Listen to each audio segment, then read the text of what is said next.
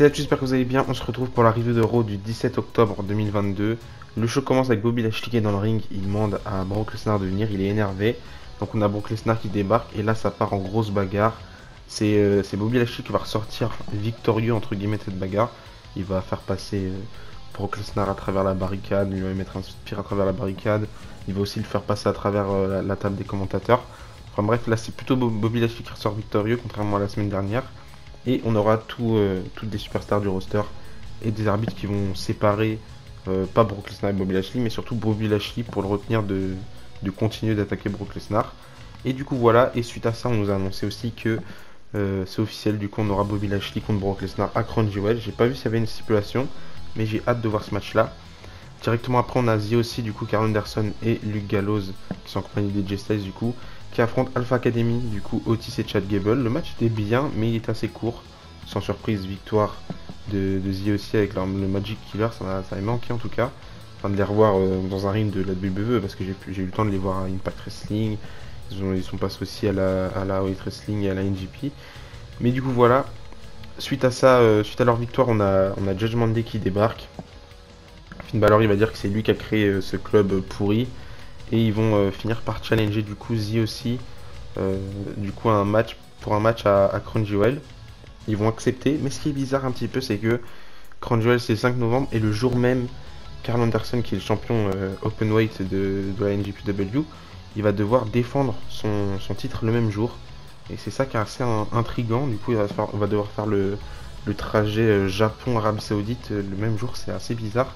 Mais c'est intriguant et j'ai hâte de voir ça. Et j'aime bien le fait qu'il soit sous contrat avec la WWE. Je sais pas en vrai s'il est sous contrat. Mais il apparaît à la WWE et il apparaît aussi à la NJPW. C'est intéressant et j'espère qu'on aura plus de choses comme ça à l'avenir. Du coup voilà. Ensuite on aura Seth Rollins qui va faire son entrée. Il va nous dire que du coup il est le nouveau champion des États-Unis. Qui va probablement être le meilleur champion des États-Unis de l'histoire. Jusqu'au moment où il se fait interrompre par Mustafa Ali qui va féliciter du coup Seth Rollins d'être devenu le nouveau champion des États-Unis. Il va aussi féliciter Brock Lesnar qui a entre guillemets aidé Seth Rollins à devenir champion des États-Unis. Et du coup on aura Mustafa Ali qui va dire qu'il s'en fout que Bobby Lashley soit plus champion. Il mérite sa chance au titre des États-Unis. Il a toujours pas oublié ça. Et du coup il veut une opportunité. Du coup à ce moment-là Seth Rollins il dit qu'il apprécie le fait que Mustafa Ali veut devenir champion. Que Mustafa Ali c'est un des meilleurs catcheurs du roster. C'est un bon père. Et puis là il commence à frapper. Mustafa Ali va l'envoyer dans le poteau. Du coup voilà, ça continue, on a une nouvelle feud qui se lance entre Seth Rollins et Mustafa Ali. J'en avais parlé dans une précédente review de Raw et j'ai hâte de voir la suite parce que Mustafa Ali mérite totalement. Ça fait plaisir de le voir à l'écran parce qu'on ne le voit pas souvent, on le voit souvent en main event mais pas à Raw et ça fait plaisir de le voir. Du coup juste après ça on a un match par équipe entre Io Sky et Dakota Kai du coup Damage Control face à Candice LeRae et Bianca Belair. On commence le match avec un affrontement entre Candice LeRae et Io Sky du coup. Ça me rappelle NXT, qui est pour moi d'ailleurs Candice LeRae contre Io Sky, c'est pour moi le meilleur match féminin de NXT. Mais du coup pendant le match, pendant que Bayley s'attaque à Bianca Belair, on a Dakota Kai et Io Sky qui s'occupent de Candice LeRae et qui remportent le match avec un finisher que j'ai bien aimé. Et j'espère qu'elles vont le faire plus souvent à l'avenir, un finisher à deux. Du coup voilà, victoire de Io Sky et Dakota Kai, je trouve que c'est le bon choix. Fallait pas faire gagner les faces, surtout qu'elles ne catchent pas très souvent ces derniers temps, Io Sky et Dakota Kai. Et ça fait plaisir. Par contre, j'espère qu'elles vont plus défendre leur titre par équipe. Même si je suis pas un grand fan des titres par équipe féminins, il faut les défendre et j'ai hâte de voir la suite. Ensuite, on trouve Matt Riddle et Mustafa Ali en backstage. On a Matt Riddle qui va féliciter Mustafa Ali d'avoir confronté du coup Seth Rollins comme ça. Et il lui assure que s'il devient champion des États-Unis ce soir, parce que Seth Rollins défend son titre ce soir face à Matt Riddle, en gros, si Matt Riddle devient champion, il donnera une opportunité à Mustafa Ali directement. Et là, pendant qu'ils sont en train de parler, on entend quelqu'un crier. On se rend compte que c'est Lumis qui est au sol, qui hurle de douleur. Et il dit qu'il avait peur de Dexter Lumis, du coup il est tombé, il s'est blessé au genou. Donc là, on se rend compte un petit peu que c'est un mytho, il a juste pas envie d'avoir son match face à Dexter Lumis ce soir. Mais du coup, voilà. Juste après ça, en backstage, on a Judgment Day qui sont interrompus par Cora Jade de NXT. Ça fait plaisir de voir des noms comme ça, des NXT dans le main roster. Et du coup, Cora Jade, elle est là pour sélectionner la personne qui affrontera du coup Roxanne Perez à NXT. Comme Cora Jade avait choisi du coup, Roxanne Perez avait choisi du coup Raquel Rodriguez pour affronter Cora Jade.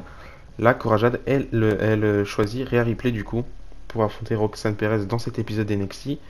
Il me semble que c'est dans ce NXT de ce soir. Du coup, Rhea Ripley affrontera Roxanne Perez. Intéressant. Surtout que ce sera son premier match télévisé, il me semble, à replay depuis juin. Et du coup, voilà. Ensuite, on retrouve JBL qui fait son entrée. Ça fait longtemps qu'on l'ait pas vu, en tout cas à la télé. Donc, il est toujours aussi relou. Ça va pas changer. JBL, il nous dit qu'il va accueillir le nouveau wrestling god de l'ère moderne. Et du coup, on a Baron Corbin qui fait son entrée. On nous justifie ça en fait comme en gros, Baron Corbin il a été drafté à Raw. Parce que du coup, Rey Mysterio lui il a été drafté à SmackDown. Donc, il y a eu comme un échange. Sauf que on a un renouveau, enfin on essaye de nous montrer qu'on a un renouveau de Baron Corbin, sauf qu'il n'y a pas de réel changement. Juste, il a retrouvé son nom entier, Baron Corbin, et plus Happy Corbin. Mais il a plus ou moins la même gimmick que en Happy Corbin. Du coup, je trouve que c'est assez bizarre. Mais c'est dommage. Moi, j'aurais pas misé sur ça personnellement. J'aurais préféré faire revenir le Baron Corbin de l'époque, de 2017. Je pense que c'était le prime de Baron Corbin. Mais ouais, c'est dommage, mais bon. Juste après ça, on a un match entre Baron Corbin et du coup Dolph Ziggler. Sans surprise, victoire de Baron Corbin. Et en plus, ce match était pas ouf. Mais dommage pour Dolph Ziggler. Mais victoire de Baron Corbin avec son End of Days. Et on comprend la victoire parce que sinon, ce serait pas très crédible de le faire revenir pour le faire perdre. Du coup voilà. Ensuite, on retrouve le Miz qui est chez le médecin. Il se fait examiner, mais il hurle de douleur. Il a trop mal au genou. Jusqu'au moment où il y a quelqu'un, on entend quelqu'un qui crie qu'il y a Dexter Lumis. On se rend compte que c'est Johnny Gargano, ancien ami de Dexter Lumis, enfin toujours ami, je sais pas. Mais du coup, il y a une histoire avec Dexter Lumis à NXT. Et du coup, à ce moment-là, quand Johnny Gargano crie qu'il y a Dexter Lumis, le Miz il prend peur, il se met directement debout. Et du coup, bah, il est guéri, quoi. Il a plus mal au genou, c'est assez bizarre. Juste après ça, on retrouve en backstage dit aussi qu'ils sont interrompus par Cameron Grimes de NXT, catcheur incroyable. Du coup, Cameron Grimes il dit qu'il a des problèmes avec le clan de Joe Gacy à NXT et qu'il aurait besoin d'aide. Du coup, il demande à Gallows et Anderson s'ils veulent bien être ses partenaires. Du coup, pour le match ce soir à NXT. Et du coup, aussi ils acceptent en disant qu'ils ont besoin d'argent et que si c'est avec l'échange d'argent, bah pourquoi pas. Donc on aura bien un match ce soir entre Cameron Grimes et du coup Gallows Anderson. Je sais pas s'il y aura AJ Styles dans l'histoire face au clan de Joe Gacy. Du coup voilà. Ensuite, on a eu un match entre AJ Styles et Dominic Mysterio. Le match était bien, en vrai j'ai bien aimé le match, je trouve qu'il était pas mal. Victoire de Dominic Mysterio parce qu'on a Judgment Day qui a distrait un petit peu AJ Styles. Ce qui a fait que Dominic Mysterio a réussi à faire un roll-up à AJ Styles pour remporter le match. Mais je trouve quand même que les gens sont durs avec Dominic Mysterio. C'est vrai que de temps en temps il fait pas tout le temps les choses bien, il fait des promos pas ouf, il est un peu cringe de temps en temps quand il fait des promos. Il a pas le charisme qu'avait Rey Mysterio à l'époque. Mais je trouve que il a quelques points positifs. Dans le ring, il se débrouille pas mal. C'est pas le plus grand catcheur in-ring de tous les temps, mais je trouve qu'il se débrouille pas mal. Et je pense qu'il s'améliore de jour en jour. Et je pense que les gens sont un peu trop durs avec lui. Et moi, je pense qu'il faut lui laisser du temps. Il est jeune. Il fait que débuter. Ça fait à peine 2 ans qu'il est à la WWE. Et il a connu rien d'autre dans le catch avant ça. Du coup, je pense qu'il faut lui laisser un peu de temps. Après ça, on retrouve le Miz et Johnny Gargano en backstage. On a Johnny Gargano qui dit au Miz que ce serait mieux qu'il révèle tout au public parce que Johnny Gargano, lui, il sait ce qui s'est passé entre le Miz et Dexter Lumis, comme il connaît bien Dexter Lumis. Mais le Miz, il nie tout. Il dit il s'est rien passé entre moi et Dexter Lumis. La seule chose qui s'est passée, c'est qu'il m'harcèle depuis quelques mois. Et du coup, après ça, on est parti pour le match entre Dexter Lumis et le Miz. Du coup, Dexter Lumis, il fait son entrée. Mais pendant son entrée, il se fait attaquer par le Miz, qui l'attaque avec une chaise. Du coup, de retour en backstage, on a Johnny Gargano qui dit que c'est pas bien ce que le Miz a fait, parce que c'est pas ça qui va arrêter Dexter Lumis. Et du coup, le Miz il dit que ça, peut-être que c'est pas la bonne chose, mais au moins ça va l'arrêter, ça va le mettre hors jeu pendant un petit moment. Et après, Johnny Gargano il fait une blague, il dit que le Miz il va finir à la rue et qu'il va reprendre sa place avec Candice LeRae dans Miz and Mrs. Du coup, voilà. Et après ça, directement, on a le retour d'Elias qui vient nous faire une sorte de concert. Il va se faire interrompre par Matt Riddle, mais ça fait plaisir de revoir Elias. C'est beaucoup mieux qu'Ezekiel, je trouve. Même si c'était assez divertissant au final, je préfère quand même Elias. Donc il se fait interrompre par Matt Riddle qui vient avec un tam-tam ou je sais pas quel instrument il est venu. Donc on a Elias qui commence à jouer. Matt Riddle il se met au sol, il joue son instrument. C'est assez drôle. Mais à ce moment-là, on a Seth Rollins qui les interrompt. Donc on part directement pour le match de championnat entre Seth Rollins et Matt Riddle pour le titre des États-Unis. Le match était bien, et en plus le match était assez long, je crois il a duré 15-20 minutes, un truc dans le genre. Pendant tout le match, on a Elias qui est un petit peu face du coup j'imagine, qui aide Matt Riddle, du coup il attaque plusieurs fois Seth Rollins pendant que l'arbitre ne voit pas. Et à la fin, il veut encore une fois aider Matt Riddle à devenir champion. Sauf que là, c'est loupé. Et Seth Rollins finit par conserver son titre des États-Unis. Du coup, voilà.